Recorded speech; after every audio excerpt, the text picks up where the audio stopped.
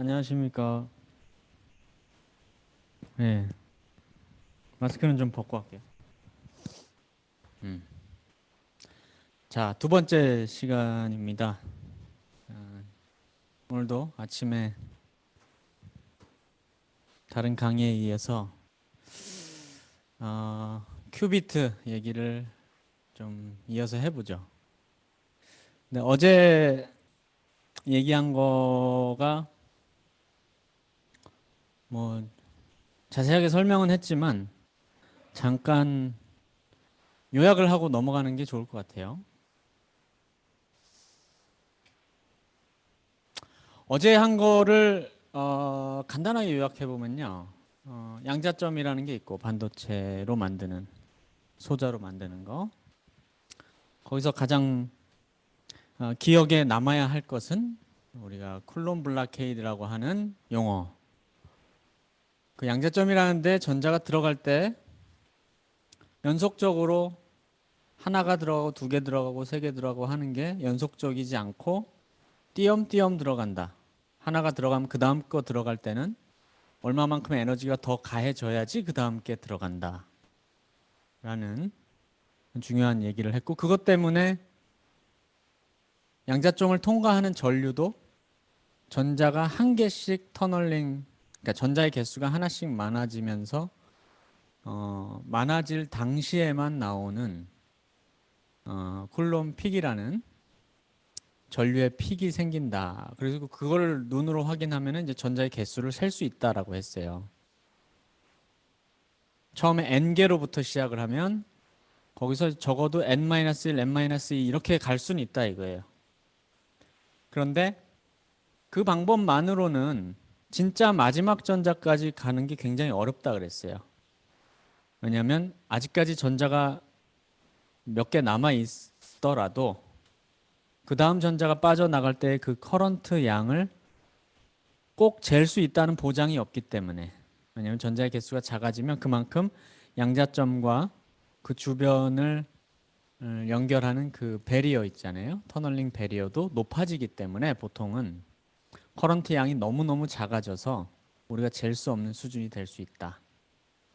그리고 그거를 해결하는 방법이 바로 그 전류라는 것을 내가 관심 있는 양자점을 통해서 흘리는 게 아니고 그 옆에 다른 양자점을 만들어서 보통은 센서라고 하는 센서용 양자점이라고 하는데요. 센서용 양자점에다가 전류를 흘리고 그 전류를 보면 역시나 내가 관심 있는 양자점의 전자의 개수가 변할 때마다 센서용 양자점에 흐르는 전류의 양이 변한다라고 했어요. 여기까지 받아들이시나요? 네.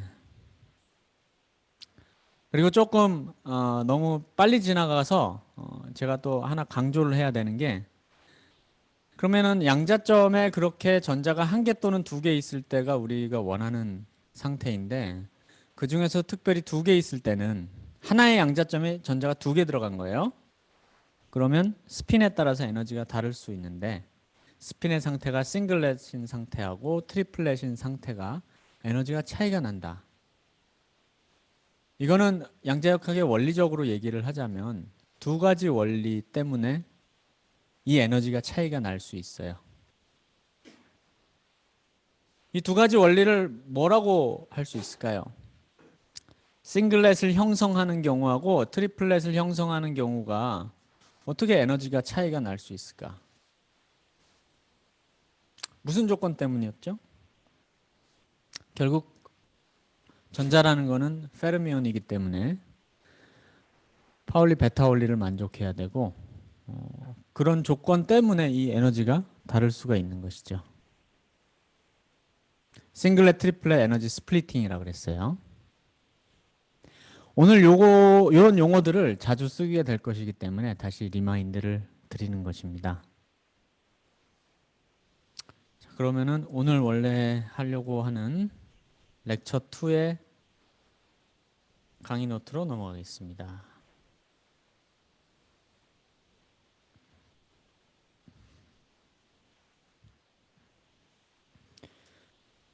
이 렉처 2를 진행하기 전에 어제도 말씀을 드렸지만 여기 보니까 이 큐팁 하신다는 분이 많이 있네. 한편으로는 반갑기도 하면서 한편으로는 이게 두렵기도 한 게 제가 내고 나니까 문제를 너무 많이 냈나? 이런 생각이 좀 많이 들어가지고 이 짧은 시간 안에 이거 하는데 너무 시간 많이 걸리는 거 아닌가 이런 우려도 좀 들더라고요. 그래서 여기 보니까 여러 팀이 큐팁을 하신다고 했는데 저는 그거를 한 팀이 다 하는 거를 그렇게 기대하지는 않아요. 다 하면 좋은데요. 시간이 되면 다 하시고요. 좀 부족하다, 시간이 너무 없다라고 하면 앞에 한두 개 하고요. 뒤에 4, 5, 6 중에 하나 정도? 그러니까 총 한 세 문제? 그 정도 하시면 충분히 공부가 되지 않을까 싶어요. 그 큐팁 준비사항 포함해가지고 오늘 두 번째 강의를 시작하기 전에 질문이 있을까요, 혹시?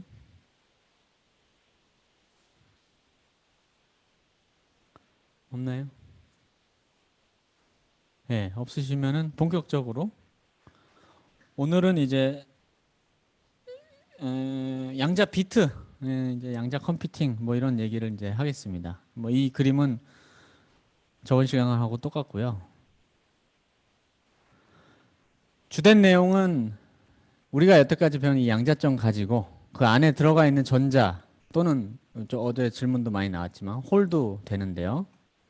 그런 단일 입자 아니면 내가 개수를 셀 수 있는 입자의 스핀 상태 가지고 어떻게 내가 컨트롤이 가능한 양자 비트를 만드느냐 이 얘기를 할 건데요. 좀 브로드하게 얘기를 좀 시작해 보죠. 요즘에 양자 컴퓨터라는 거를 진짜로 만들려는 노력이 굉장히 많이 일어나고 있어요.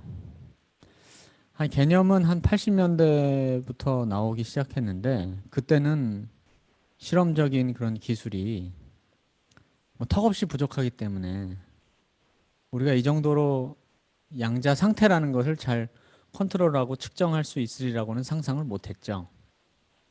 약간 이론적인 것에 머물러 있다가 요즘 와서는 거의 회사들이 말이에요. 이렇게 인텔, IBM, 구글 뭐 요 밑에는 이제 좀 작은 회사들, 스타트업들도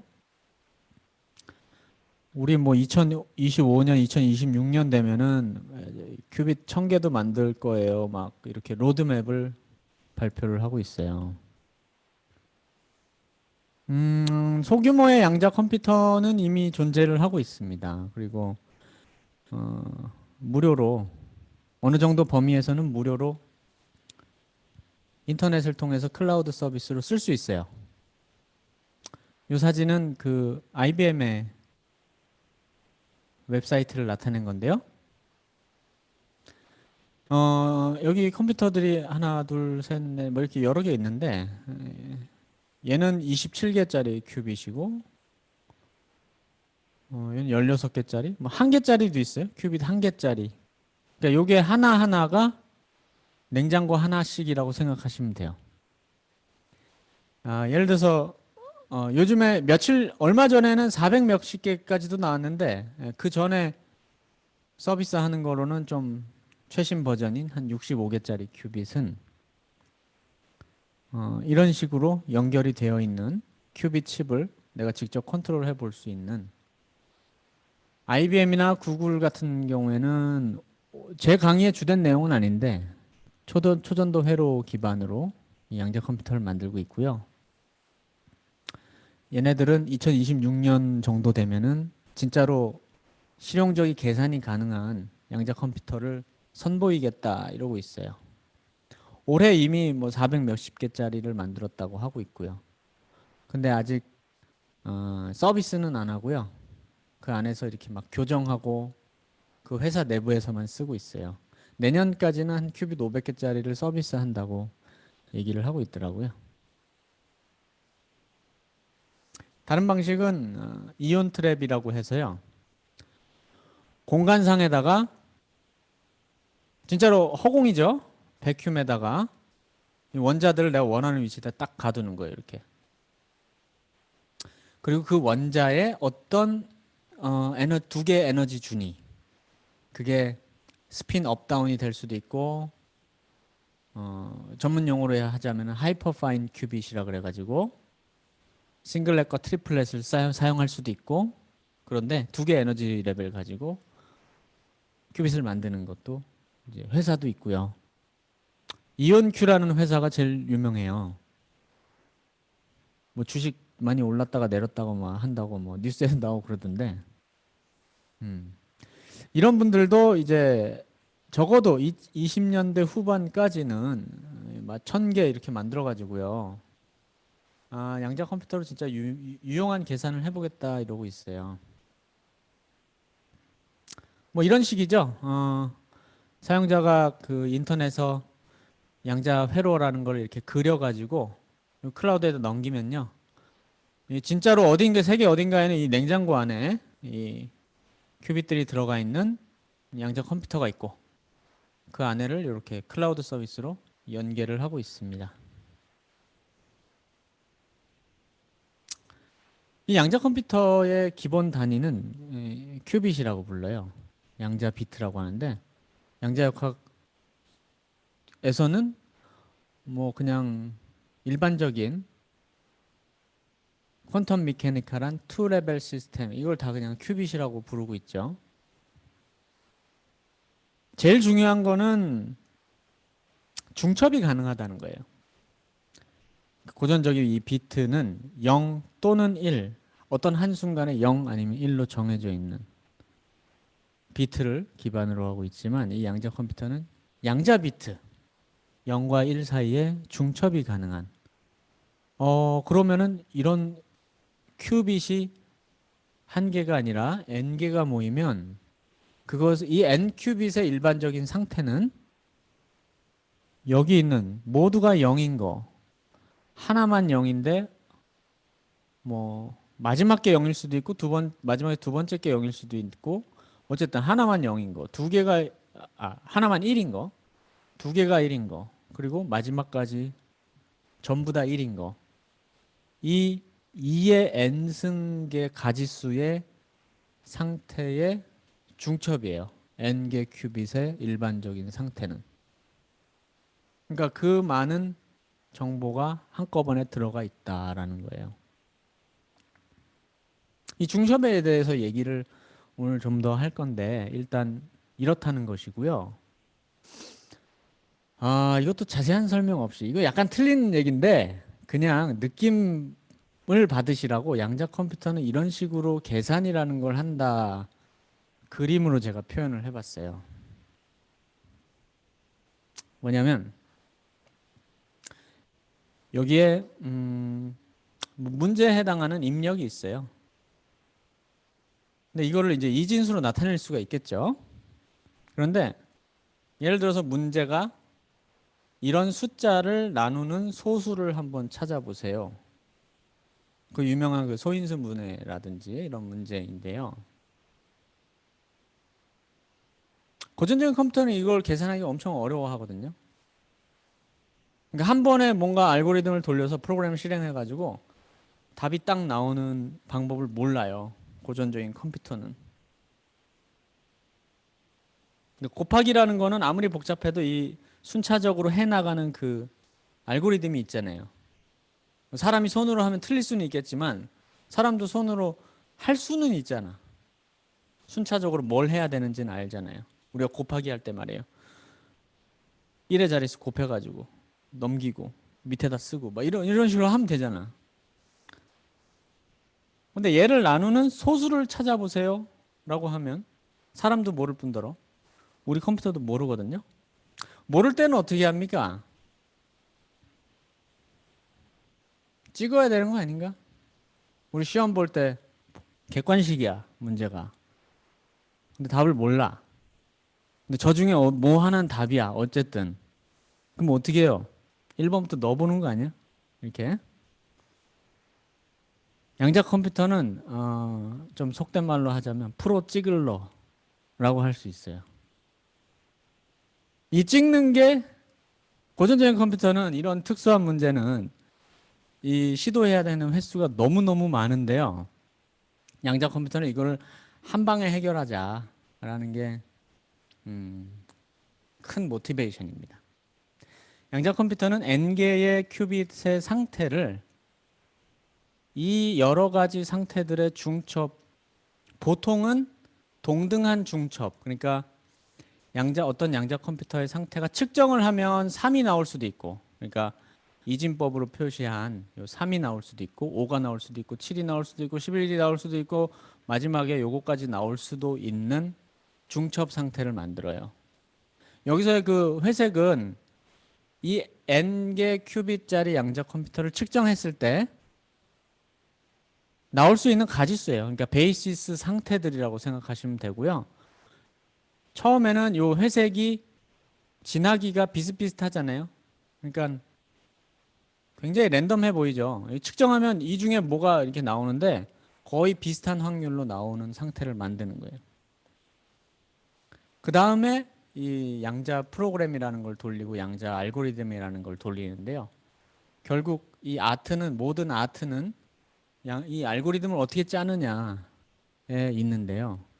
이걸 잘 짜면 스텝이 지나가면서 이 n개짜리 큐빗의 상태를 측정했을 때 답인 놈이 나올 확률이 점점점 커지고요. 답이 아닌 것들은 나올 확률이 작게 만들어주는 거예요. 근데 그거를 스텝이 하나 지나갈 때마다 모든 상태의 확률이 동시다발적으로 병렬로 한꺼번에 바뀐다라는 게 특징이에요.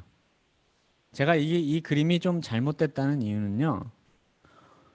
당연히 모든 경우에 모든 스텝에서 답은 커지기만 하고 답이 아닌 것들은 확률이 작아지기만 하진 않아요.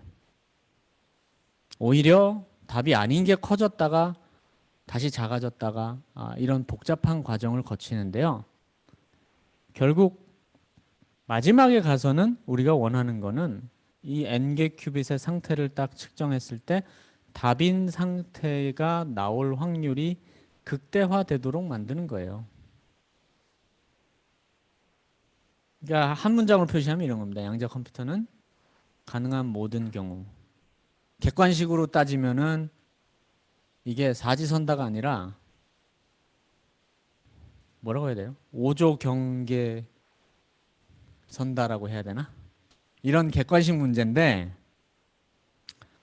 그 상태가 모두 나올 수 있는 그 상태를 중첩으로 좀 전제하고요. 그 각각의 상태들이 동시에 바뀌어가지고 확률을 답에다 몰아주는 거예요. 이렇게. 이거 약간 틀린 이 그림인데 이거 고전적인 머신인데 이거 양자 컴퓨터에다가 비유를 하면 안 되는데 이런 거예요. 빠친코 머신처럼 말이야. 뭐가 일어나는지를 몰라. 근데 마지막에 탁 하면 답이 나와. 이렇게. 이런 거야. 어떻게 느낌이 오시나요? 그러니까 고전적인 컴퓨터가 이렇게 논리 게이트라는 거 0, 1 바꾸고 1이 0 바꾸고 뭐 부울리안 로직이니 뭐 이런 걸로 계산하는 방식하고는 완전히 좀 차원이 다르죠. 그런데 그것을 조금이나마 좀 더 도식적으로 제가 표현을 하면 그런 프로그램을 어떻게 구성을 하느냐. 논리 게이트들로 구성을 하는데요. 요건 한 종류를 나타낸 겁니다. 뭐냐면 각각의 큐빗의 상태의 확률을 바꾸는 게이트. 이거를 단일 큐빗 게이트라고 해요. 그 큐빗 하나만 바꾸는 거. 중첩 상태를 바꾸는 거. 화살표를 표시한 것은 어떤 큐빗의 상태가 0이냐 1이냐에 따라서 여기 화살표의 끝에 있는 다른 큐빗의 상태를 바꾸냐 마냐를 결정하는 조건부 게이트가 있어요. 이 두 가지 종류를 조합해 가지고요. 우리가 원하는 임의의 알고리즘을 짤 수 있는 것은 원리적으로는 알려져 있어요. 물론 제가 이렇게 그린 요런 조합만 되는 것은 아니고 다른 조합으로 해도 되는데 어쨌든 중요한 것은 임의의 알고리즘을 숫자가 정해진 몇 개의 게이트, 논리 게이트 종류로 조합을 해서 만들 수 있다. 이게 중요한 메시지입니다. 근데 그런 거 어떻게 하느냐? 결국 그 핵심은 양자역학적인 원리에 있는데요. 우리 양자역학에서 얘기하는 거의 퍼스툴레이트로 생각하는 것은 어떤 상태라고 하는 거는 0 아니면 1로 내가 보기 전에 정해져 있는 것이 아니고 일반적으로는 0이 될 수도 있고 1이 될 수도 있는데 그 두 개의 선형조합 중첩으로 표현됩니다. 내가 측정을 했을 때 이 앞에 각각의 이 상태 앞에 붙어 있는 이 개수의 절대값의 제곱에 해당하는 확률로 그 상태가 측정이 되는 것이고 측정이 되고 나면 그 상태로 붕괴를 합니다. 이렇게 얘기를 하고 있어요. 그게 그래서 슈퍼포지션의 의미로서 이런 것들을 표현한 건데요. 얘는 절대로 말이죠. 예를 들어서 그러니까 이 앞에가 루트 2분의 1이라는 것도 제가 특별한 중첩 상태 하나를 제가 뽑아온 건데요. 얘의 카피들, 그러니까 얘를 n개 굉장히 무수히 많이 모아놓은 동일한 애들을 집합이 있다고 해봤을 때 얘는 절대로 우리 양자역학에서 배우듯이 이런 건 아니에요 라고 얘기를 하고 있어요. 그렇죠. 그러니까 얘는 아니잖아. 그러니까 요 안에 들어있는 요게 얘와 동일한 게 아니잖아요.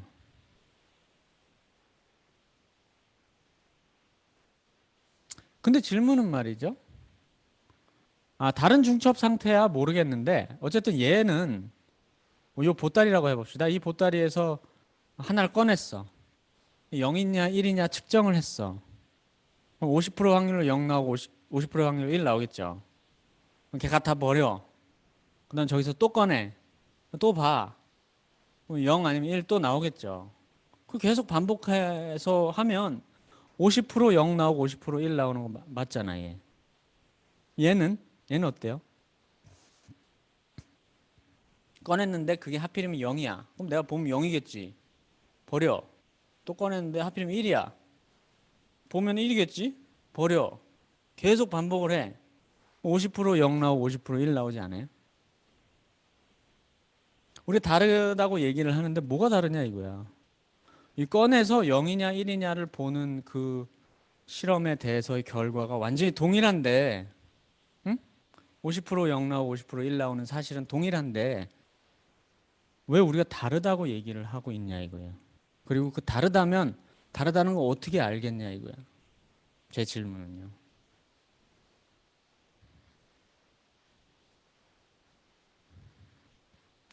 어떻게 알 수 있을까요? 다르다는 건 다 받아들이고 있는 것 같은데 뭐가 다른 거죠 그러면?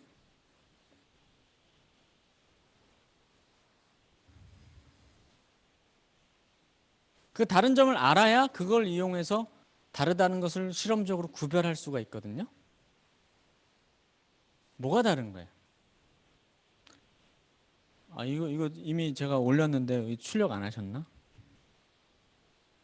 밑에 써 있는데 이렇게. 얘는 그러니까 다른 점 능력으로 따지자면은 얘는 간섭 현상을 보일 수 있는 능력을 가지고 있는데 얘는 그런 능력이 없어요. 간섭 현상을 보일 수 있는 능력을 코히런스라고 불러요. 결맞음. 그래서 코히런스가 뭡니까? 물어보잖아요. 그러면은 간단하게 대답하면 돼요. 뭐 저기 구구절절 뭐 이렇게 설명할 필요 없어. 간단하게 간섭 현상을 보일 수 있는 능력. 이것이 코히런스예요. 그러니까 어떤 의미에서 얘는 간섭 현상을 보일 수 있고 얘는 없습니까? 라고 다시 한번 물어봐야겠죠. 이렇게 구별할 수 있어요. 여기에 들어있는 놈은 하나씩 꺼내가지고 그러니까 이 스핀이라고 쳐봅시다. 업, 다운이라고 해보면 자석을 이렇게 요 Z 방향으로 놔가지고 이렇게 통과시키면요, 반 위아래로 가요. 얘도 마찬가지겠죠.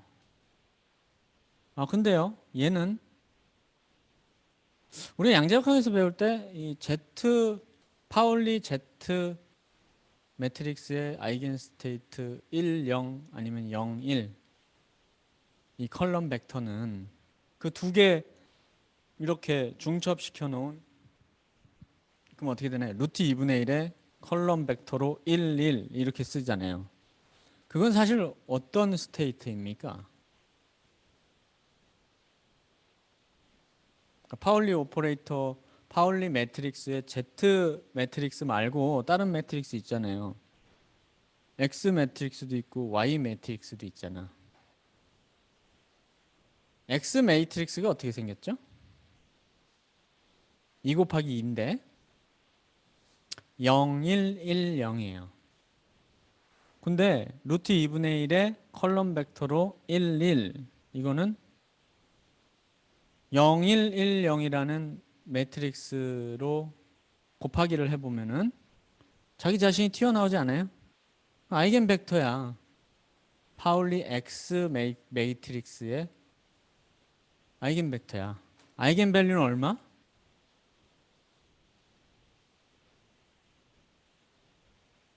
얼마죠? 1이야. 플러스 1이야. 플러스 1. 그러니까 말이에요. 얘는 자석을 이렇게 X 방향으로 이렇게 놓잖아요.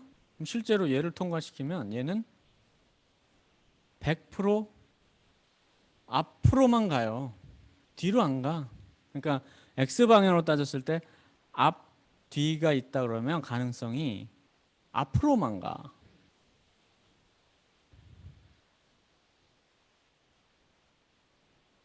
얘는 어떨까? 얘는 자석을 X 방향으로 놓으면 어떻게 될까요? 이 결과를 이미 그려놨네?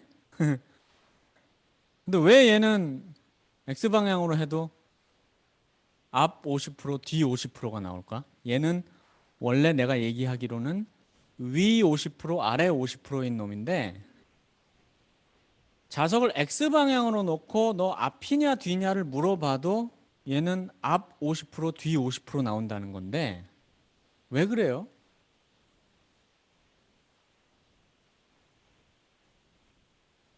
얘는 왜 얘처럼 말이야.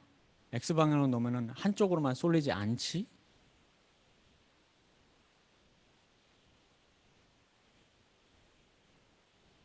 저는 사실 양자 비트 이런 거를 강의할 때 반도체로 뭐 어떻게 만든다 실험적인 얘기하기보다 이 개념을 확실하게 전달을 하고 싶어요. 오히려. 그래서 여기다가 시간을 더 쓰고 싶은데요. 얘는 왜 여전히 이렇게 되나? 그러니까 얘도 양자역학적으로 한번 생각을 해보자는 거예요. Z방향으로, 이 0과 1이라는 거는 내가 Z방향으로 위와 아래라고 얘기를 했죠. 그럼 Z방향으로 위인 놈은 양자역학적으로 나는 지금 표현을 하고 싶은 게 X방향으로 앞이냐 뒤냐를 가지고 Z방향으로 위를 표현하고 싶어. 그럼 어떻게 표현할 수 있어요? 루트 2분의 1에 앞 더하기 뒤로 표현하면 되지 않을까요? Z방향으로 아래인 것은 X방향으로 앞과 뒤로 표현하면은 어떻게 표현할 수 있나요? 루트 2분의 1에 앞 빼기 뒤 이렇게 표현하면 되겠죠. 그러니까 X방향으로 앞인 놈을 Z방향으로 위 더하기 아래로 표현하는 거와 같은 거예요. X방향으로 뒤는 어떻게 표현해요, 그러면? Z방향으로 위 빼기 아래로 표현하면 되겠죠. 동일한 거야. 내가 지금 앞, 뒤, 위, 아래 막 이러니까 너무 헷갈리시나? 네. 근데 중요한 점은 Z방향으로 위인 놈을 X방향으로 앞과 뒤에 앞 더하기 뒤로 표시하나 Z방향으로 아래인 놈을 X방향으로 앞 빼기 뒤로 표시하나 앞과 뒤가 나올 확률이 반반이잖아요. 그래서 얘는 어떤 걸 뽑아도 여기서 0을 뽑든 1을 뽑든 앞 50%, 뒤 50%가 나와요. 얘는 안 그렇다 이거야, 얘는 사실상 앞이라는 상태이기 때문에 100%의 확률로 앞만 나와. 그러면 이거하고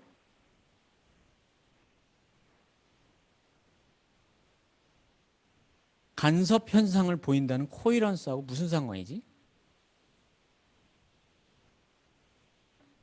그러니까 드디어 실험적으로도 얘랑 요 안에 들어있는 게 요 놈인지를 구별할 수가 있게 됐어요. Z방향으로 보면 모르는데 자석을 X방향으로 보면 안다니까? 자, 실험적으로 구별하는 방법은 알았어. 근데 그거하고 앞에서 얘기한 코이런스하고 다른 점이 코이런스라 그랬는데 하나는 코이런스가 있다 그랬고 하나는 없다 그랬고 하나는 그렇기 때문에 간섭 현상을 보일 수 있다 그랬고 하나는 없다 그랬어요. 그거랑 이거랑 무슨 상관이냐 이거야. 어디서 간섭이 일어나고 있어요?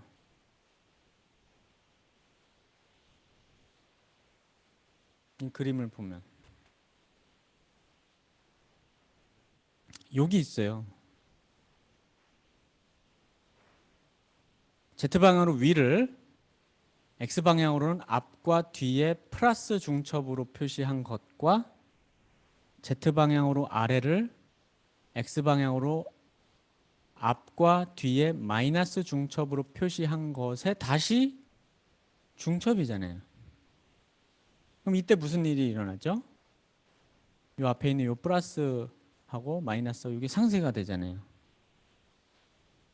이게 상쇄 간섭이 일어난 거예요. 그래서 사실 이 상태를 나는 그냥 결론적으로는 X방향으로는 앞이라는 상태로 알 수 있는 거야.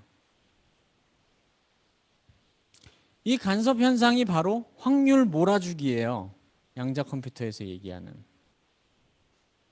이렇게 막 중첩으로 있는 거를 간섭 현상을 이용해서 말이죠. 얘가 나올 확률을 없애버렸어. 그 다음에 얘가 나올 확률은 오히려 보강 간섭이 됐죠. 이건 뭐 큐빗 한 개 가지고 제가 얘기를 하니까 너무 간단한 건데 이걸 n개 큐빗에 대해서 하는 거예요. 양자 컴퓨터라고 하는 것은. 우리 양자역학 시간에 블럭 스피어 이런 구 본 적 있으세요?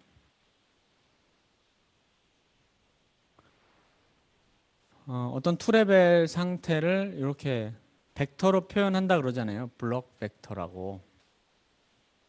이런 슈퍼포지션으로서 코이런스가 있는 놈은 이 화살표의 끝이 구의 표면에 닿아 있어요.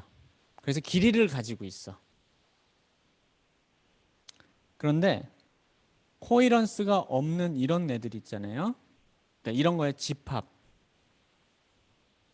이것의 상태도 이 구에서 표현할 수 있거든요. 그런데 얘는 제가 Z방향과 X방향만 얘기했지만 자석을 Y방향으로 돌려도 Y방향에 대해서는 뭐라 그럴까? 오른쪽 왼쪽이라 그럽시다. 얘는 Y방향에 대해서도 오른쪽 50% 왼쪽 50%밖에 안 나와요. 자, X, Y, Z를 얘기했는데 임의의 방향, 어떤 방향으로 자석을 놓더라도 그 방향으로의 플러스 쪽과 마이너스 쪽 50% 50%밖에 안 나와. 얘는. 그런 애들을 표현하려면 요 구에서 원점밖에 없어요. 얘는 코이런스가 전혀 없다는 뜻에서 통계적으로 완전히 믹스처 상태다. 이렇게 얘기를 합니다. 이거에 대비해서 요 위에 있는 것은 퓨어한 상태로서 코이런트한 슈퍼포지션이다. 이렇게 얘기를 해요. 양자 컴퓨터를 만드는데 제일 중요한 게 이 코이런스를 유지를 하면서 큐빗을 오퍼레이션 하는 거예요. 그래서 만들기가 너무 어려워요. 왜냐면요, 고전적인 컴퓨터는 제일 큰 화두가 뭐냐면요, 작게 만드는 거예요. 아니, 작으면 당연히 같은 면적에 많이 만들 수 있으니까 좋다라고 할 수 있는데, 사실 작게 만드는 것의 핵심은 면적에 집적하는 의미뿐만 아니고 작게 만들면 이런 게 다 좋아져요. 고전적인 컴퓨터는. 왜냐하면 뭐 전선의 길이도 짧아지니까 저항 때문에 나오는 열도 작아지고 뭔가 길이가 점점점 면적이 작아지니까 누설 전류라고 하는 게 흐를 수 있는 패스도 작아져서 누설 전류도 작아지고 뭐 당연히 집적도 높아지니까 비트의 수도 많아지고 무조건 작게만 만들면 된다 이거야. 고전 컴퓨터 좋게 만드는 거는 딴 거 없어요. 그냥 작게만 만들면 돼. 작게 만드는 게 다른 것들을 많이 해결해 준다 이거예요. 고전 컴퓨터는. 근데 양자 컴퓨터는요. 이 원리적으로 내가 이 세 가지를 다 잘하고 싶은데 원리적으로 하나 잘하면 하나가 안 좋아져요. 상충돼 서로.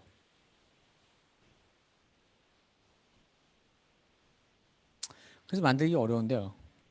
결국에는 엔지니어링으로 그래도 얘는 좋게 만들면서 얘가 나빠지더라도 나빠지는 건 피할 수 없어요.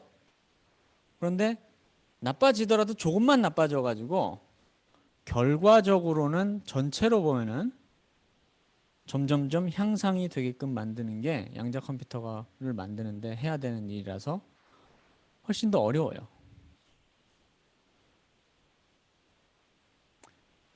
사람들이 여러 가지 접근 방법으로 그런 거를 앞에 말한 트레이드 오프죠. 좋은 거는 빨리 더 한 10배 좋아지는데 나빠지는 건 한 2배만 나빠지게 하는 그런 식으로 잘 만들려고 하는데 얘기 드렸던 초전도 회로도 있고 이온 트랩도 있고 토폴로지컬리 프로텍트 시스템 뭐 이런 거 여기 팀 프로젝트에서 나온 마요라나 스테이트 뭐 이런 걸로 하자는 개념도 있고 여러 가지가 있습니다.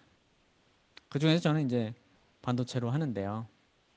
요거는 뭐 왜 반도체로 하냐 이런 거 제가 이유를 제시한 건데 별로 안 믿으셔도 되니까 이거는 넘어가도 되고. 그런데 중요한 게 있어요. 뭐냐면 소위 여기에 싱글샷 측정, 우리나라 말로는 단발 측정이라고 하는 것이 굉장히 중요한데요. 단발 측정이 무엇이냐? 요런 건 단발 측정이라고 하지를 않아요. 단발 측정이 아닌 것부터 말씀을 드릴게요. 이 실험은요, 되게 유명한 실험이에요.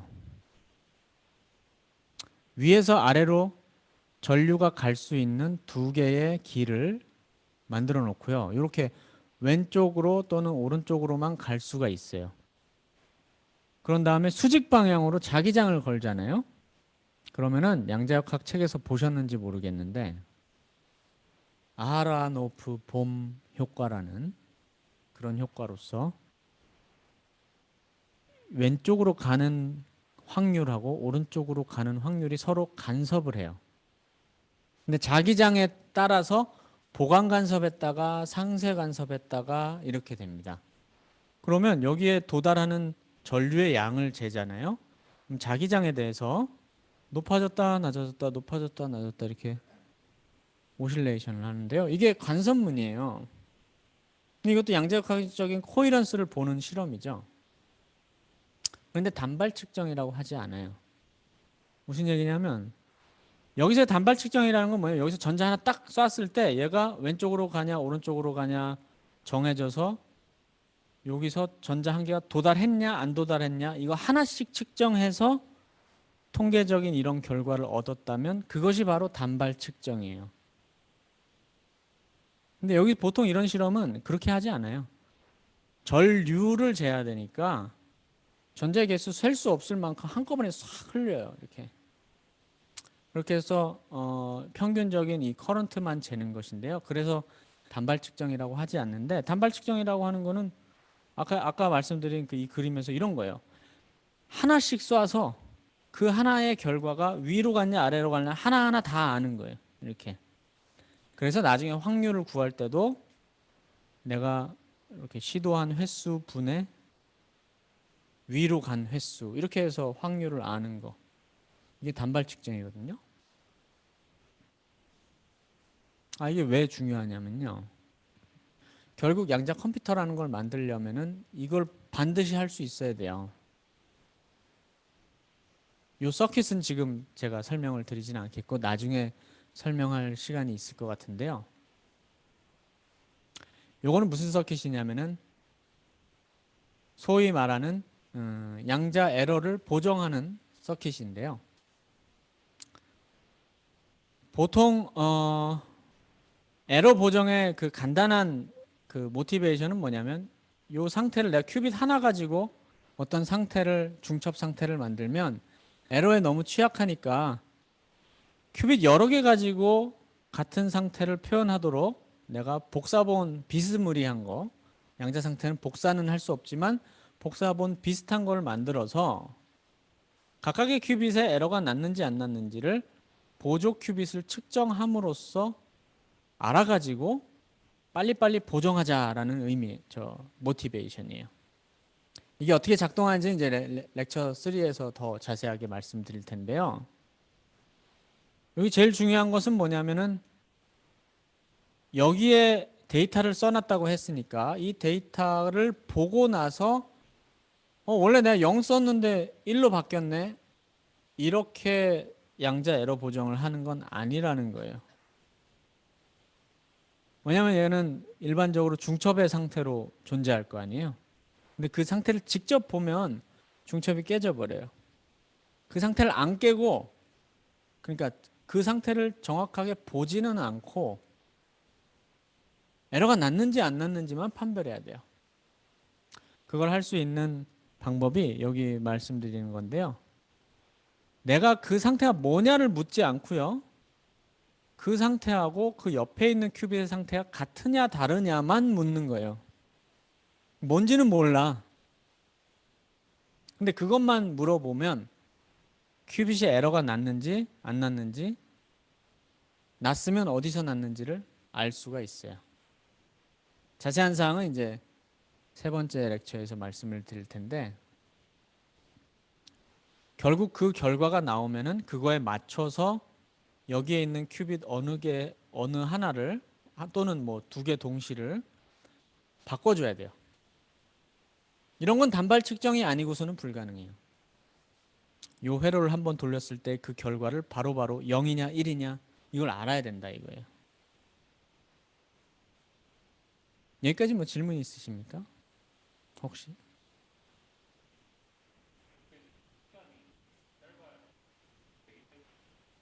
시간이 짧아야 되기 때문이고요. 여기 제가 단발 측정이 아닌 거 말씀드렸을 때 이것은 각각의 전자가 여기 왔냐 안 왔냐를 측정 못한다 그랬죠. 그걸 측정 못해도 마지막에 확률에 해당하는 컨덕턴스라는 것이 올라갔다 내려갔다 하는 것으로서 간섭 무늬를 볼 수는 있어요. 근데 이거는 절대로 각각의 전자가 여기 도달했냐 안 했냐를 볼 수는 없죠. 이것도 마찬가지예요. 이 서킷을 여러 번 돌린 그 평균적인 확률, 그러니까 여기서 얘가 0이 나오냐 1이 나오냐의 그 확률은 각각을 못 재도 여러 번 시행한 거에 그 평균 값은 잴 수 있죠. 평균 값만 잴 수 있을 때를 싱글샷을 못 한다고 얘기하는 것이고요. 요거 한 번 돌렸을 때 여기 결과가 11 나왔냐 01 나왔냐 10 나왔냐 00 나왔냐를 아는 게 싱글샷 측정이라고요.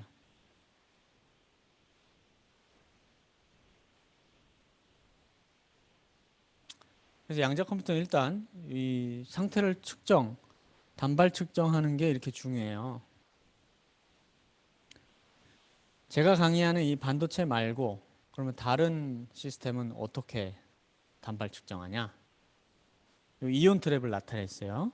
이온 트랩은 여기 대표적인 게 요 이터뷴 아톰이라는 것을 여기다가 이렇게 가둬 놓거든요.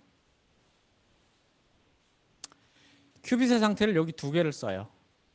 그런데 0이냐 1이냐를 구별하는 방법이 이 시스템에다가 이 정도 파장을 가진 빛을 아주 짧게 쐬어줍니다.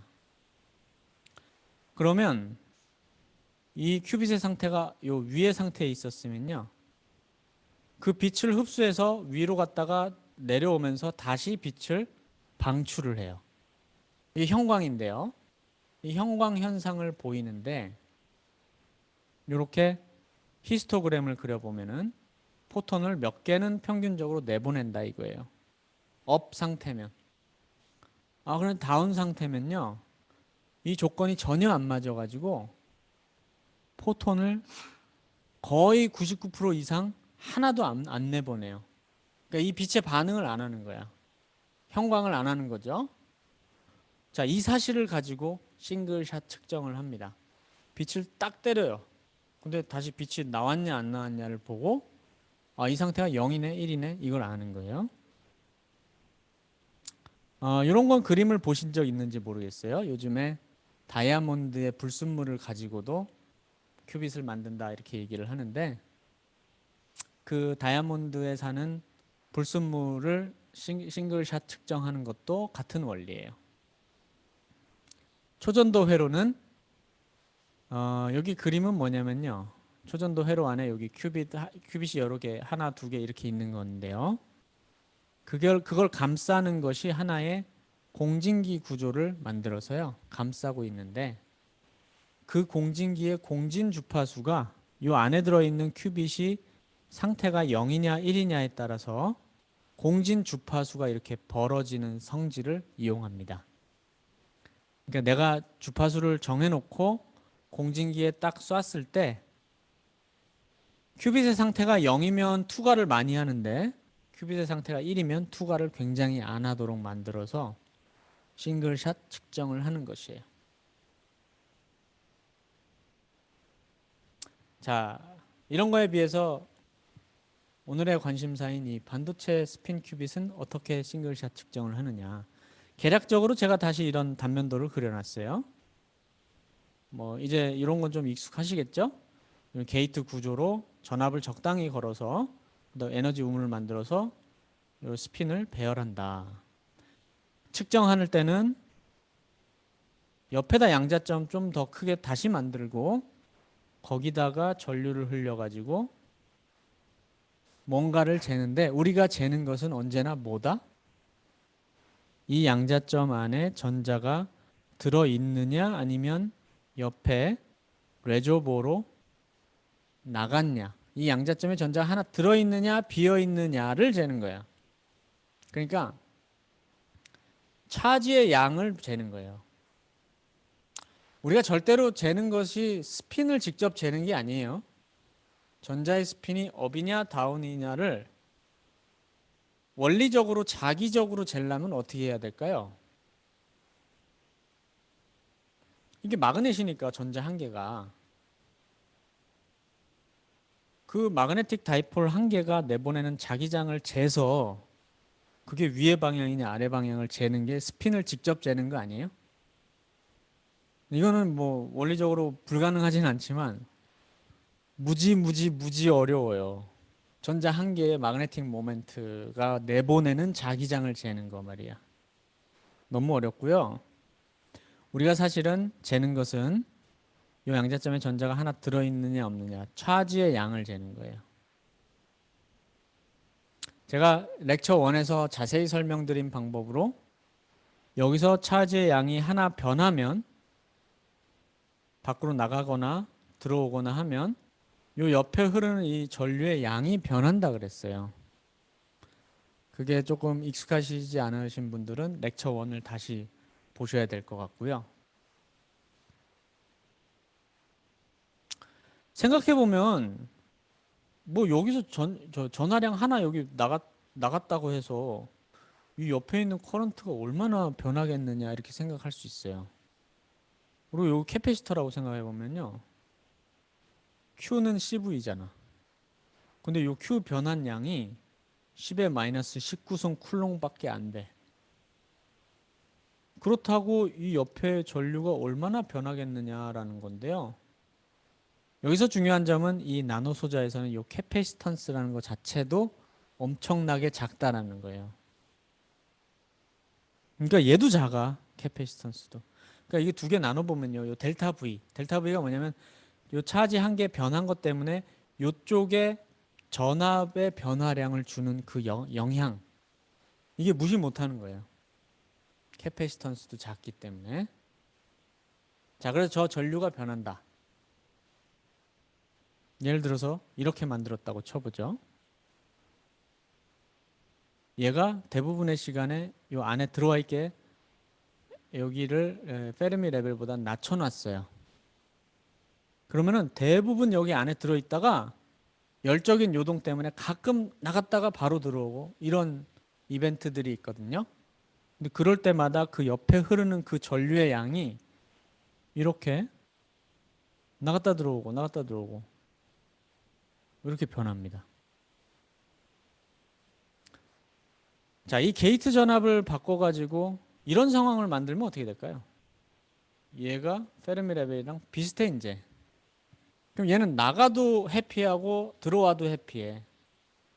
엄청나게 빠른 속도로 왔다 갔다 갔다 해요. 근데 이 터널링 이벤트를 실시간으로 이렇게 볼 수가 있어요. 전자의 전하량 우리 고등학교 때 아무 값이 아니고 1.6 곱하기 10-19성 쿨롱으로 정해져 있다 그랬죠. 눈으로 본 사람 있나? 어? 다 아는데 그걸 진짜 느껴본 사람 있냐고요. 이게 그걸 보고 있는 거예요. 정확하게 두 개의 레벨 사이만 왔다 갔다 하지 임의의 값으로 변하지 않아요. 투 레벨만 왔다 갔다 하거든. 그러니까 요만큼의 요 신호의 차이가 뭐냐면 전자 한 개 차지의 양의 변화에 해당하는 거예요. 그러니까 이것만큼 전자의 전하량이라는 것이 디스크리트하다, 딱 정해져 있다라는 것을 정말 체험으로 느낄 수 있는 실험은 없는 것 같아요. 저는 사실 이 그림 때문에 아직까지도 이 반도체 양자점을 연구하고 있어요. 이 그림에 매료돼서 사실 저는 뭐 양자 컴퓨터 되든 안 되든 별 상관없고요. 별 신경을 안 쓰거든요. 근데 양자 컴퓨터로 그 큐빗, 스핀 큐빗, 양자점 실험 이런 거에서 가장 재미있는 내가 양자 니스, 퀀텀 니스를 가장 극명하게 느낄 수 있는 걸 꼽아봐라 그러면 나 이걸 꼽겠어요. 이게 왔다 갔다 하는 걸 본다니까 터널링 아웃 인 이 이벤트들을 실시간으로 봐요. 이렇게. 자, 나머지 반대의 경우도 마찬가지예요. 대부분의 경우에 나가 있고 가끔 들어왔다가 다시 나가는 이벤트도 이렇게 볼 수가 있습니다. 자, 이걸 할 수 있으면 이제 스핀을 잴 수 있어요. 그러니까 전자 하나의 전하량이 나갔다 들어오는 이걸 볼 수 있으면 스핀을 잴 수 있다고. 어떻게 되냐? 자기장 걸면 업과 다운의 에너지 레벨이 벌어지는데요. 특별한 상황을 이 전압으로 만들어서 요 중간에다가 페르미 레벨이 있도록 만드는 거예요. 그러니까 양자점 옆에 붙어 있던 그 레저보에 페르미 레벨에 대비해서 이런 상황을 만드는 거예요. 그러면 익사이트 레벨의 전자가 있었으면은 얘는 빨리 나가면서 내가 가진 센서의 신호도 갑자기 이렇게 변해요. 그런데 어쨌든 이 상황은 지금 이 페르미 레벨의 역할은 뭐라 그랬죠? 자기 페르미 레벨보다 낮은데 전자가 없는 꼴을 못 봐, 얘는. 그러니까 재빨리 여긴 전자가 무지무지 많으니까 에너지 레벨도 굉장히 많이 어베일러블 하고 그러니까 적당한 조건이 맞는 전자가 여기로 다시 들어와. 그러면서 센서의 신호도 이렇게 복원이 되겠죠. 이렇게 내려갔다 올라가는 또는 상황에 따라서 올라갔다 내려오는 이런 걸 만들 수 있어요. 근데 애초에 얘가 요 아래에 있었다. 그러면은 노이즈 말고는 아무 일도 일어나지 않겠죠. 검은색 저 그림처럼. 자, 이렇게 해서 스핀이 다운이냐 업이냐 이걸 구별할 수가 있어요. 여기 스핀 직접 재는 게 아니에요. 스핀이 업이면 나가는 반드시 나가게끔 그 코릴레이션을 만들었기 때문에 이 나간 거는 사실은 차지를 잰 건데 이게 스핀이 업이라서 나갔구나 이렇게 아는 거예요. 전자가 두 개가 양자점에 들어있는 상태도 구별할 수 있습니다. 이 경우에는 싱글렛이냐 트리플렛이냐를 구별할 수 있는 것인데요. 제가 첫 번째 강의 마지막에서 싱글렛은 스핀 파트가 이렇게 익스체인지에 의해서 부호가 바뀌기 때문에 오비탈 파트는 그냥 시메트릭한 파트를 가지고 있겠다 얘기를 했어요. 그 얘기는 뭐냐면은 오비탈 파트는 오비탈 에너지 가장 그라운드 스테이트에 전자 두 개가 같이 있을 수 있다라는 얘기예요. 싱글렛은. 트리플렛은 어떻습니까?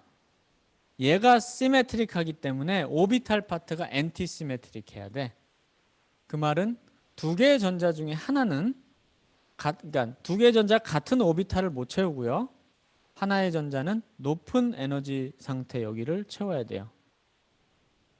그러면 얘가 트리플렛만이 여기에 전자 한 개가 있기 때문에 얘가 나갔다가 들어오는 것을 재면은 이번에는 상태가 싱글렛이냐 트리플렛이냐도 구별할 수가 있어요. 물론 전자 두 개인 상황이라는 것은 미리 알고 있어야겠죠. 자, 이거는 반복된 실험의 결과들을 신호들을 제가 이렇게 시퀀스로 나타낸 거예요. 요 파란색 수직선이 있을 때마다 뭔가 큐빗한테 뭔가를 해주고 상태 측정한 거예요. 자, 이 경우에는 0이고요. 0이고요. 요거는 나갔다 들어왔네.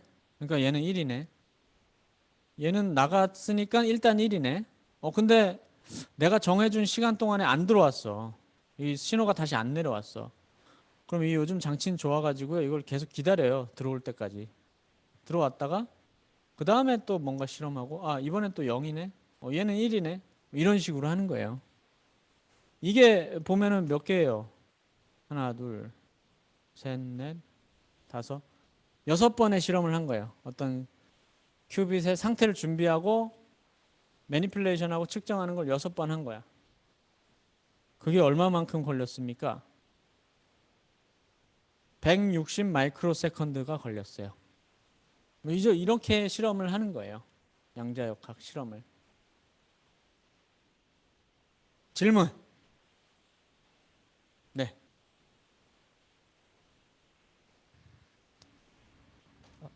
그 전자가 나갔다 들어왔다는 게 열적 요동 때문이라고 그러셨는데 그러면은 저게 온도를 너무 무작정 낮춰서도 안 되는 건가요? 저 실험하는 조건에.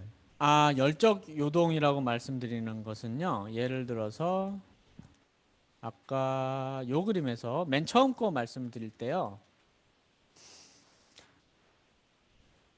얘가 이렇게 굉장히 낮아 보이게 제가 그린 건 좀 과장한 것이고요. 실제로는 페르미 레벨이 어떤 온도가 있으면은 KBT만큼의 에너지 불확도를 가지고 있다고 말씀을 드렸죠. 그러니까 그 few KBT 정도만 아래로 내려가 있으면 열적 요동으로 가끔씩 이렇게 나갔다 들어오는 걸 볼 수 있는데요. 이 전압을 더 조절하면 얘를 무작정 내릴 수도 있죠. 그렇게 되면 이런 이벤트가 전혀 안 보이게도 만들 수 있어요. 그러니까 온도를 조절하는 게 아니라 이 전압을 조절하면 이런 이벤트들이 많고 적음을 내가 조절할 수 있는 거예요. 온도는 그냥 정해져 있고. 네. 그러면은 그 아까 측정하실 때 거의 네. 마이크로 세컨드 단위에서 그 왔다 갔다 거리는 걸 보신다고 네, 맞습니다. 하셨잖아요. 네. 그러면은 그 저 정도 타임 스케일을 교수님께서 원하셔가지고 전압을 그 정도로 맞추신 건가요? 여기서는 제가 또 말씀을 안 드린 게 요 양자점의 에너지 전체를 바꾸는 전압만 제가 그려놨죠. 그런데 얘가 얘를 터널링하는 이 터널 배리어를 조절하는 볼테지가 또 있어요. 그 배리어를 직접 조절해요, 사실은. 그래서 이 터널링 레이트를 내가 가진 측정 기기가 잘 측정할 수 있는 그 시간이랑 맞추는 거예요. 네, 좋은 질문입니다. 자, 넘어가죠. 이제 드디어 우리 팀 프로젝트 하시는 분들 문제 3번이 나왔어요. 뭐냐면은 그 3번이 큐팁 가지고 싱글 큐빗의 해밀토니안이 이렇게 적혀 있을 때 요거는 파울리 Z 매트릭스고 이건 파울리 X 매트릭스다. 문제의 상황이 뭐냐? 스핀이라고 치면 외부에 정적인 자기장이 Z 방향으로 이렇게 걸려 있어요. 그런 상황에서 정적인 방향을 Z 방향이라고 했을 때 그거랑 수직한 X방향으로 시간에 따라 이렇게 진동하는 자기장을 교류 자기장을 걸었을 때 무슨 일이 일어났냐? 이걸 이제 큐팁으로 시뮬레이션 해보라 라는 것인데요. 이게 그 유명한 자기 공명이에요. 마그네틱 레조넌스다. 우리가 병원 가면 MRI 찍어서 이렇게 하는 거 있잖아요. 누클리어 마그네틱 레조넌스. 그걸 나타내는 거예요.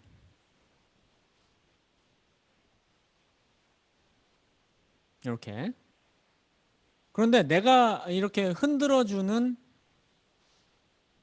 요 고주파에 주파수가 있을 것이고 얘가 정적인 자기장을 걸었을 때 에너지 스플리팅에 해당하는 이건 뭐죠? 제만 스플리팅에 해당하겠죠? 스핀 업과 다운의 에너지 차이.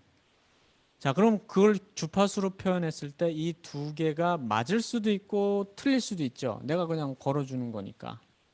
근데 맞는 경우에 딱 맞아가지고 얘나 얘랑 오메가 제로하고 오메가 MW가 똑같으면 공명한다 그래요. 공명하면 무슨 일이 일어나느냐? 여기 블록 스피어에서 제가 궤적을 그렸어요.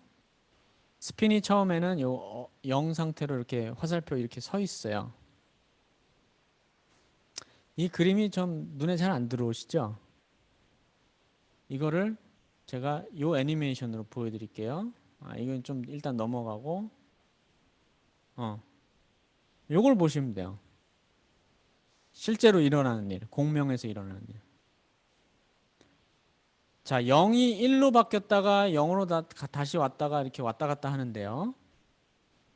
그냥 화살표가 한 방향으로 도는 게 아니에요. 자, 이렇게 프리세션을 하면서 아래로 내려왔다가 다시 올라갔다가 이래요. 느낌이 오시나? 공명하면 그렇다고, 공명하면. 그런데 이 빠르게 프리세션 하는 것은 내가 그 방향으로 프리세션 하는 걸 따라가면서 만약에 보면 이렇게 그림이 나와요. 그냥 정해진 어떤 하나의 X축을 중심으로 이 블록 벡터가 그냥 0과 1 사이를 이렇게 도는 것처럼 이렇게 보입니다. 그리고 이걸 가지고 모든 큐비트 게이트를 만드는 거예요. 왜냐? 내가 이렇게 재면서 이렇게 돌리면서 확률을 재면 이 확률 자체가 왔다 갔다 하겠죠.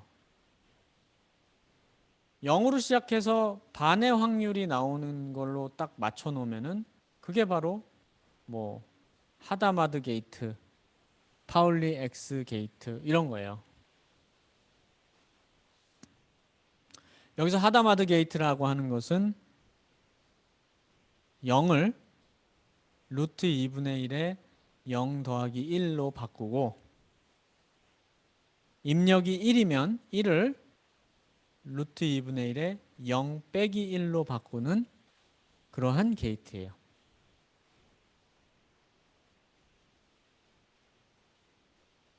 앞으로 좀 다시 돌아가 볼까요?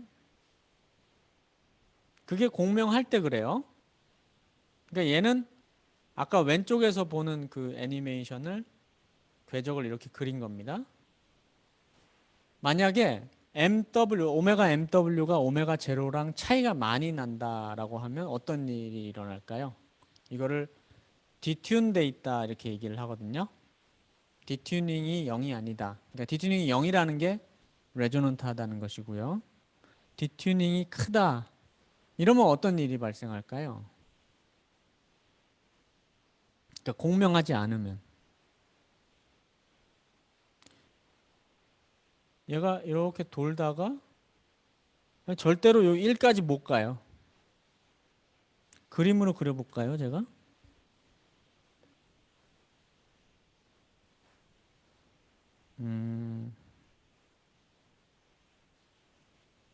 네. 자, 여기가 공명하는 거였는데 공명하지 않잖아요. 그러면 그냥 이렇게 돌다가 다시 돌아오는 요 사이만 왔다 갔다 해요.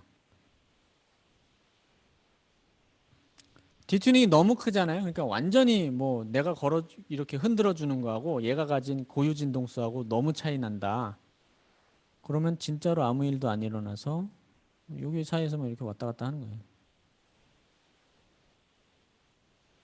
자, 그거를 이제 한꺼번에 나타낸 게 이런 그림인데요. 여기 중심에 있는 요게 공명하는 상황이고요. 여기서 이제 벗어난 게 디튜닝이 있는 상황이에요. 디튜닝이 있으면 아까 그 애니메이션 중에 오른쪽에 애니메이션 있죠? 프리세션 하는 거 다 제거한 애니메이션. 공명하면 그거를 로테이팅 웨이브 프레임이라고 하는데요. 로테이팅 프레임이라고 하는데 그 로테이팅 프레임에서 공명하는 경우는 도는 축이 정확하게 X축일 경우를 얘기를 해요. X축으로 돌면 0으로 시작한 게 완벽하게 1로 갈 수가 있죠. 그런데 공명하지 않으면 로테이팅 프레임에서 도는 축이 X축이 아니라 Z축과 X축의 합으로 어떤 비스듬한 축을 따라서 돌게 되어 있어요.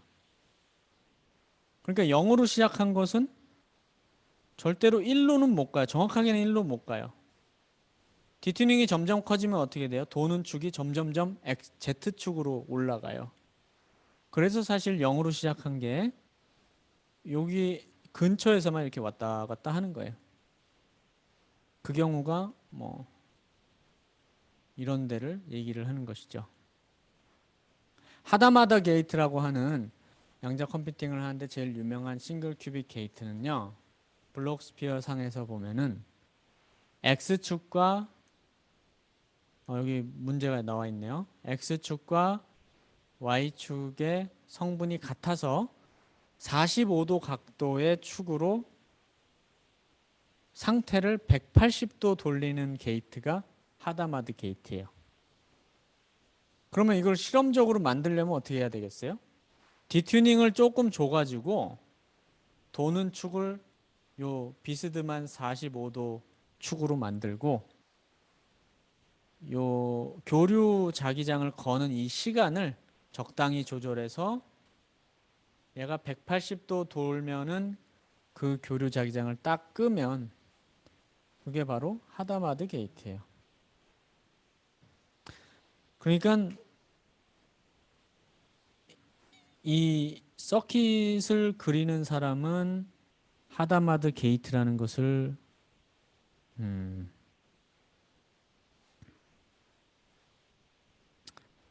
요렇게 그리겠지만 실험하는 사람이 하다마드 게이트 그리는 것은요. 이게 하다마드 게이트야. 실험하는 사람한테는. 저 주파수와 거는 시간이 적당하게 리브레이션이 되어 있는 저런 오실레이션 하는 사인파가 곧 하다마드 게이트예요.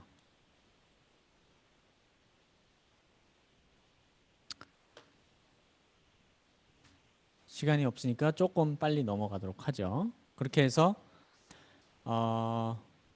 이거를 잘 칼리브레이션 하면 블록스피어에서 어느 임의의 축을 따라서 임의의 각도를 돌릴 수 있는, 그러니까 싱글 큐빗 게이트의 상태를, 그러니까 싱글 큐빗의 상태를 임의로 바꿀 수 있는 이런 논리 게이트를 만들 수 있는 것이죠. 뭐 여기 나와 있는 거는 제가 오늘은 시간 관계상 좀 넘어가야 될 것 같아요.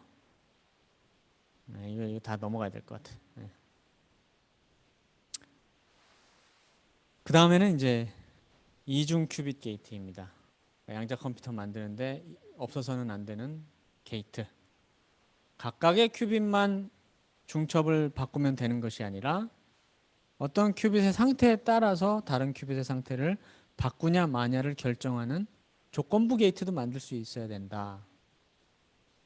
근데 양자점에서는 이걸 어떻게 만드느냐? 자, 이걸 설명을 하려면 이제 양자점 한 개 가지고는 안 되고요. 이제 두 개 가지고 설명을 하겠습니다. 양자점 두 개인데 이 각각의 이 우물에 가해지는 게이트 전압에 따라서 자, 이런 상황을 만들 수도 있고요. 한쪽에 전자가 다 들어있어. 아니면 하나하나에 들어있게 만들 수도 있겠죠. 당연히 전압이 이렇게 좀 어중간할 때는 이 포텐셜의 모양이 이 중간인 정도일 때도 있을 것이고요.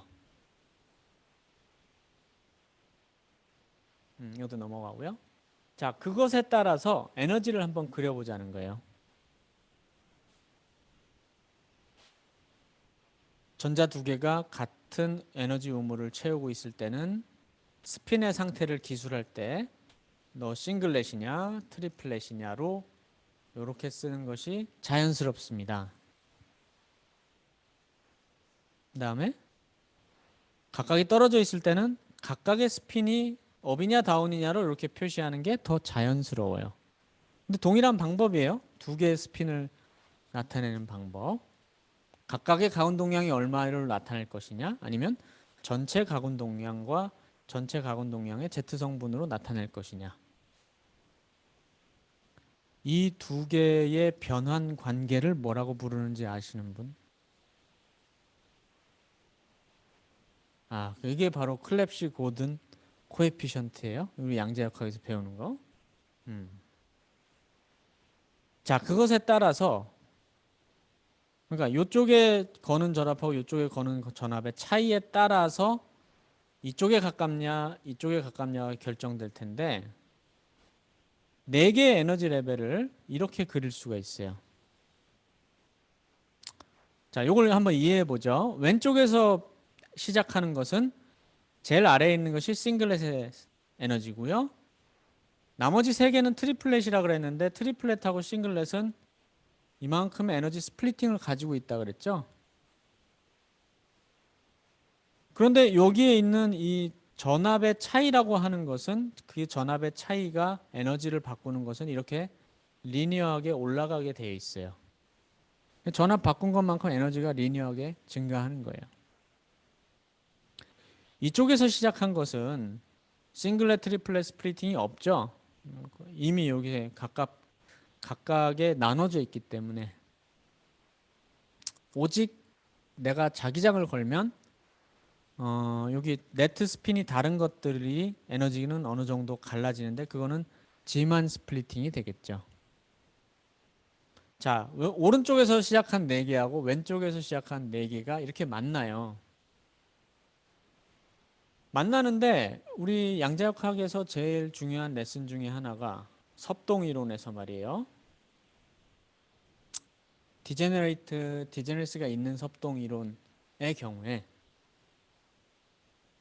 디제너레이트가 있는 경우에 섭동이 가해지면 가장 일반적으로 일어나는 일이 뭡니까?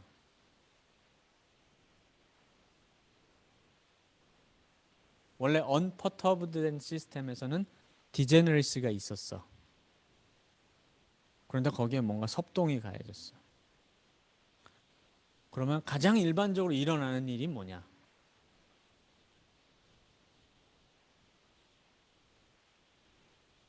디제너리스가 깨져요.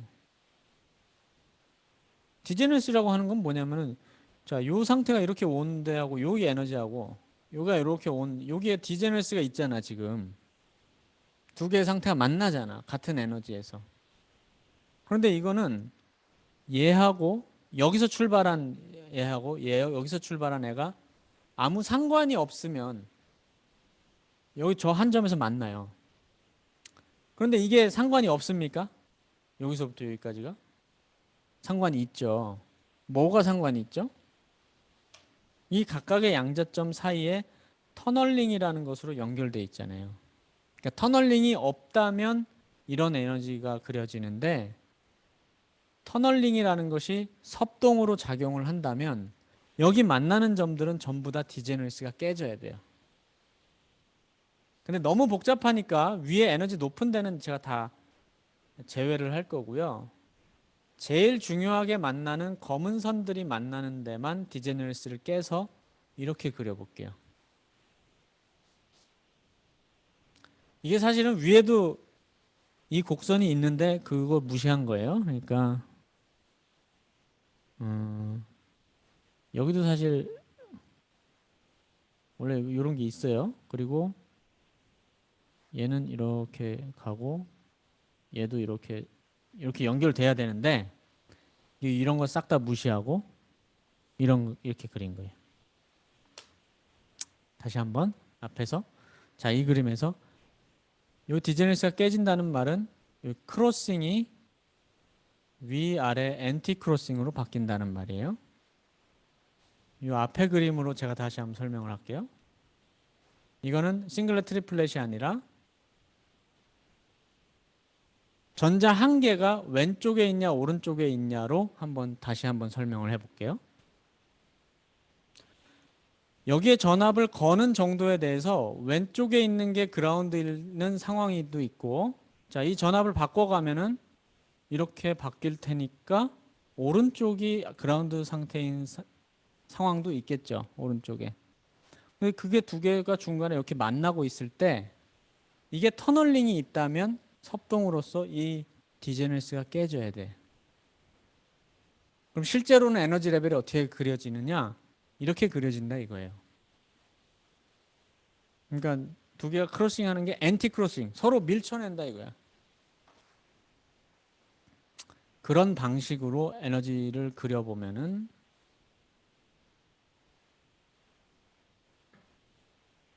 자, 뒤로 가고 있네요. 아니, 앞으로 가고 있네요. 뒤로 가야 되는데.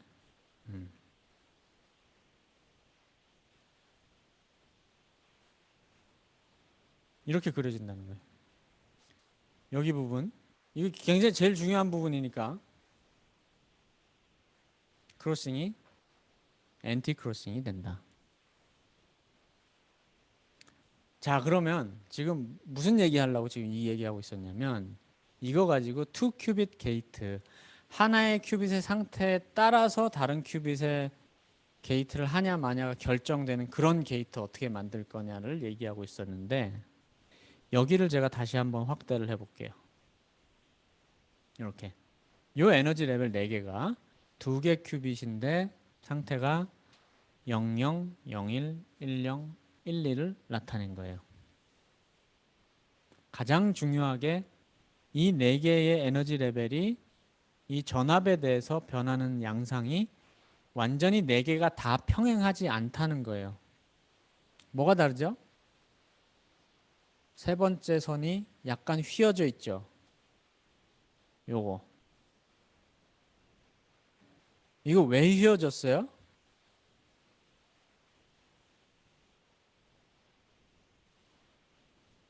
여기서 이렇게 될 때 휘어졌잖아.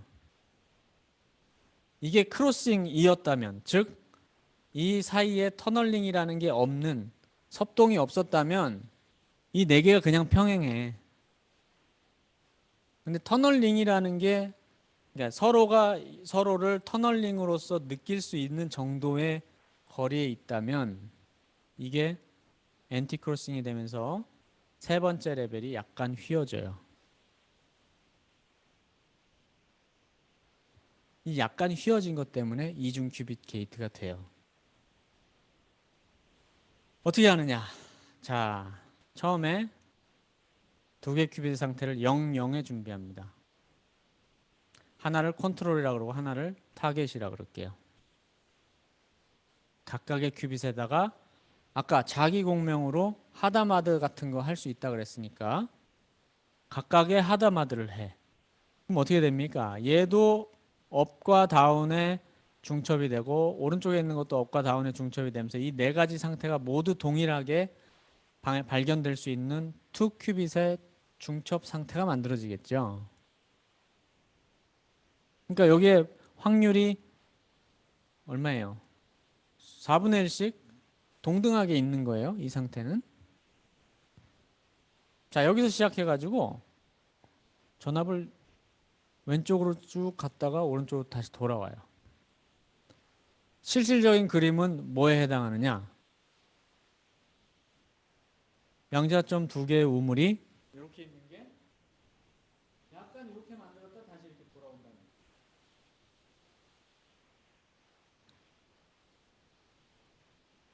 그럼 무슨 일이 발생하냐면요. 여기 이 두 개 레벨 사이의 이 차이를 한번 생각을 해보세요.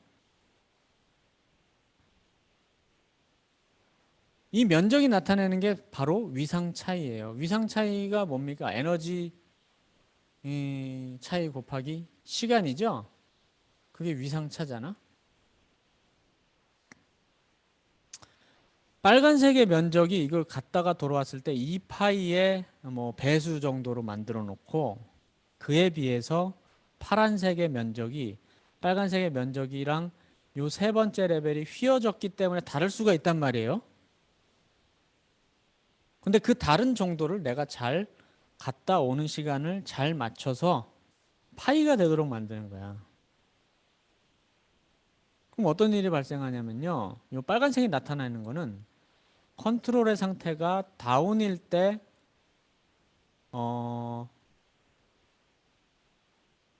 다운일 때 타겟의 상태의 업, 다운의 중첩 사이에 페이지가 플러스가 되게 만든다는 뜻이 이 면적을 2파이로 만든다는 뜻이에요. 그런데 그것에 비해서 컨트롤의 상태가 다른 상태, 업 상태면은 이 파란색의 면적을 따라가도록 만들어서 이게 파이가 되면 여기가 페이지가 마이너스가 돼요. 그러니까 컨트롤의 상태가 다운이냐 업이냐에 따라서 타겟의 중첩 상태에 페이지가 플러스냐 마이너스냐를 정할 수 있는 그러한 조작이 되겠어요. 그 다음에 마지막에 제가 다시 한번 강조하지만 이 세 번째가 휘어진 것 때문에. 왜 휘어졌다? 터널링 때문에 휘어졌다.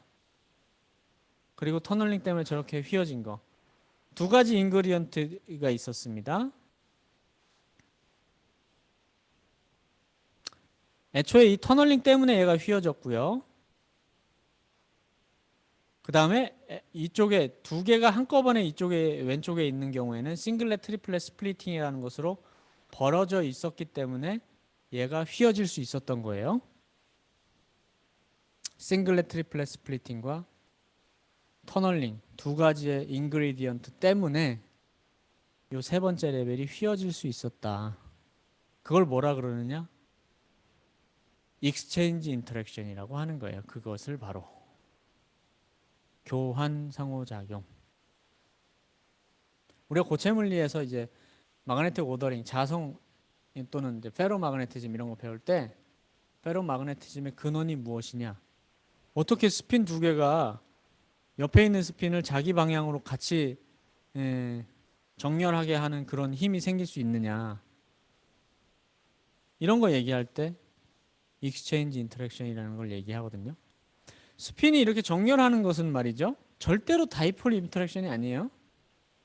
다이폴 인터랙션 한번 생각해 봐. 스핀이 하나 있는데 그 옆에 스핀을 자기 방향으로 놓고 싶어 하겠어? 반대 방향으로 놓고 싶어 하겠어? 반대 방향으로 놓고 싶어 하겠죠? 더군다나 거리를 따져보면은 그 힘이 엄청나게 미약해요. 그런데도 불구하고 자기의 방향으로 같이 놓게 하려는 그런 게 생길 수 있는 것은 지금 말하는 익스체인지 인터랙션 때문에 그래요.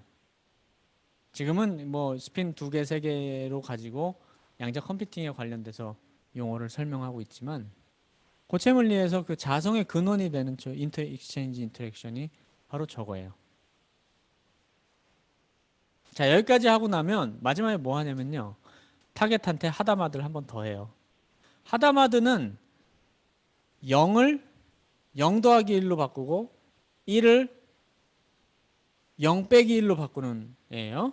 반대로 0 더하기 1을 0으로 바꾸고 0 빼기 1을 1로 바꾸는 애예요. 그럼 여기서 0 더하기 1을 0으로 바꿔요. 대신에 0 빼기 1은 1로 바꿔요. 하다마드는. 자, 이렇게 하고 나면은 맨 처음에 다운이라는 상태로 시작한 이 인탱글먼트라는 게 전혀 없는 상태가 마지막에 가서는 이렇게 인탱글된 상태로 만들 수가 있어요. 오늘 강의에서는 인탱글이라는 말의 의미를 거의 설명하지 않았는데요. 이것도 이제 세 번째 강의에서 좀 더 설명을 할 것 같아요. 여기서는 짤막하게만 말씀드리자면 얘는 프로덕트 스테이트라 그래서요. 각각의 상태가 뭐다로 분리할 수 있는 상태예요. 얘 같은 경우는 왼쪽 큐빗은 다운이고 오른쪽 큐빗도 다운입니다 라고 나누어서 설명할 수 있죠. 근데 얘는 그런 게 불가능해. 얘는 왼쪽이 업이고 오른쪽이 업인 놈입니까? 아니면 왼쪽이 다운이고 오른쪽이 다운인 놈입니까? 아니면 왼쪽이 업 더하기 다운이면서 오른쪽이 업 더하기 다운인 놈입니까? 얘 말이야. 그것도 아니지. 왼쪽이랑 오른쪽 둘 다 업 더하기 다운인 놈은 얘야 사실 얘. 얘는 제가 지금 방금 얘기한 그 무엇도 아니에요. 그러니까 1번 큐빗이 뭐고 2번 큐빗이 뭐인 상태로 말할 수가 없어 얘는. 얘는 그냥 두 개 큐빗이 그 자체로 업 더하기 다운인 상태지 1번이 뭐고 2번이 뭐인 걸로 분해할 수가 없는 상태야 얘가. 이런 거를 아주 짤막한 설명으로서 인탱글된 상태를 만들 수 있어요. 그리고 이런 상태를 만들 수 있어야 제가 맨 처음에 말씀드렸던 동시적으로 확률이 변하는 그런 병렬 계산이 가능해요. 그리고 그런 이유 때문에 이 2큐빗 게이트, 이게 제가 회로를 이렇게 그려놓고 설명을 안 드렸는데 컨트롤드 페이즈 게이트라고 하는 것인데요. 이런 2큐빗 게이트가 반드시 있어야 인탱글먼트를 만들 수가 있어요. 이런 거 없이는 아무리 각각의 큐빗을 잘 돌려봐야 인탱글먼트 안 만들어져요. 그래서 이런 종류의 큐빗이 필수 불가결하다라는 말을 오늘 좀 메시지로 전하고 싶어요. 네.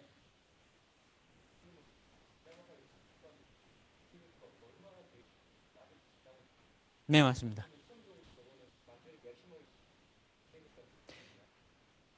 요거는 2큐빗 게이트, 2큐빗의 수준에서는 맥시멀리 인탱글된 상태예요. 그리고 그런 맥시멀리 인탱글 상태가 2큐빗에서는 네 가지가 있는데요. 그 네 가지가 제일 유명한 그 벨 상태예요. 그리고 요거는 벨 상태 중에 하나예요. 00 더하기 11.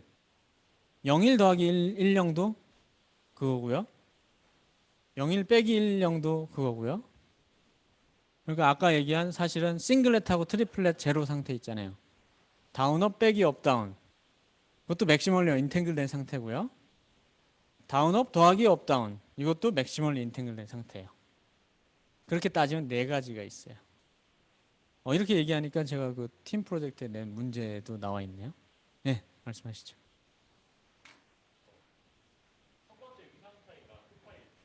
네.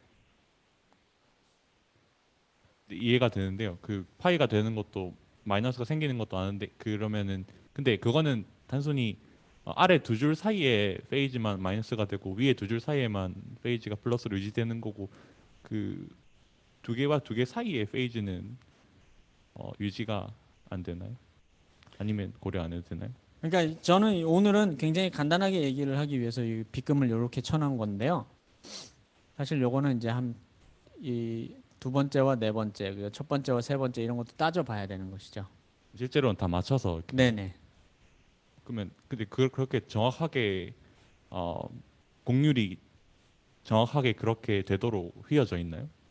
그러니까 그러니까 공률은 실험적인 상황에 따라서 어떻게 휘어져 있는데 내가 여기를 갔다가 오는 속도와 시간을 조절해서 그 면적을 조절하는 거예요. 속도도 조절해야 되나? 이게 완전히 아디아베틱한 게 아니라. 에디아베틱한 조건 하에서 네. 얼마나 느리게 가느냐. 그러니까 우리가 흔히 램프 타임이라 그러죠. 요 전의 그림에서 사실은 더 그림적으로 나와 있는데 예를 들어서 이런 거 있잖아요. 내가 전압을 바꿀 때도 어떤 시간에서 어떤 시간까지 어떤 슬롭을 가지고 이렇게 바꿨다가 거기 가서 얼마나 기다렸다가 다시 돌아오느냐. 이 엔벨롭의 모양을 아주 정확하게 컨트롤해야 돼요. 그래서 사실은 이렇게 그냥 딱 피스 와이즈 스무스한 이런 것도 아니고요. 굉장히 뭐 함수 모양을 굉장히 넣어가지고 아비트리 웨이폼 제너레이터라는 그 장비로 만들어요. 두 번째로 그 익스체인지 인터랙션이 네. 그러니까 두 전자가 서로 구분 불가능하기 때문에 네. 발생하는 에너지 시프트인가요? 네, 맞습니다. 근데 그게 정확히 잘 감이 안 오는데요. 그 에너지 스플리팅을 정확히 어떻게 퀀티파이 되나요? 그러니까 해밀턴이랑. 전자 두 개가 한쪽에 있을 때 그 구분 불가능성과 파울리 베타 원리로 인해서 나오는 것이 싱글렛 트리플렛 스플리팅이었죠. 그런데 사실은 싱글렛 트리플렛 스플리팅을 포함해서 약간 어중간한 영역 있죠. 뭐냐면 완전히 2, 0의 0도 아니고 완전히 1, 1도 아닌 요 어중간한 상태에서의 그러면 싱글렛 트리플렛의 영향, 그 다음에 터널링까지 합한 그 영향, 그것을 익스체인지 인터랙션이라고 합니다. 근데 근원은 결국 싱글렛 트리플렛 스플리팅에서 오는 것이기 때문에 여기서도 파티클의 구분 불가능성과 파울리 베타 원리가 이거를 오리진이다 이렇게 얘기를 할 수가 있어요.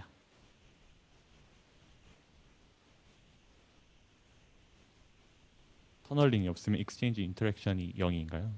터널링이 없으면 없죠. 네. 네. 그래요. 근데 사실 요거는 첫 번째 강의에서 제가 건너뛴 그 수식을 이렇게 좀 유도하는 그 부분에서 나와 있는데요. 그거는 제가 시간이 될 때 다시 설명을 좀 드리도록 하겠습니다. 오늘은 시간 관계상 원래는 요 렉처 2가 이 뒤에도 슬라이드가 더 많이 있는데 시간 관계상 오늘 여기까지 해야 될 것 같네요. 그래도 핵심은 전달한 것 같아요. 반도체 스핀 큐빗으로 어떻게 재냐, 싱글 큐빗 어떻게 만드냐, 투 큐빗 게이트 어떻게 만드냐, 여기까지 설명을 드린 것 같고요. 사실은 여기에 이거는 원리에 해당하는 것이고 이거를 실제로 실험을 한 결과들을 보여드려야 되는데 이런 스핀 큐빗이 어디에 사느냐도 중요하거든요. 그러니까 어떤 재료 안에서 얘를 만들었느냐, 전자의 스핀으로 얘를 만들었느냐. 왜냐하면 물질은 전부 다 원자 핵이라는 것도 스핀을 가질 수도 있고 안 가질 수도 있죠. 원자 핵이 뭐 원자 번호가 딱 적당히 맞으면은 다 스핀이 페어를 이뤄서 네트 스핀이 0일 수도 있잖아요. 자, 그런 식으로 원자 핵들이 이 스핀 큐빗에 영향을 줄 수가 있는데요. 그게 재료마다 다르단 말이에요. 그 재료 얘기가 굉장히 중요하기 때문에 세 번째 시간에는 재료 얘기부터 시작하면서 그런 영향으로 나오는 우리가 흔히 디코이런스, 양자 컴퓨터 만드는데 코이런스를 유지해야 된다 그랬는데 그거 아무것도 안 했는데도 유지할 수 있으면 양자 컴퓨터 벌써 나왔을 거예요. 그죠? 근데 언제나 이 코이런스를 잃어버리게 된단 말이에요. 자, 이 잃어버리는 과정, 이것에 대해서 강의를 하도록 하겠습니다. 오늘 여기까지 하죠. 감사합니다.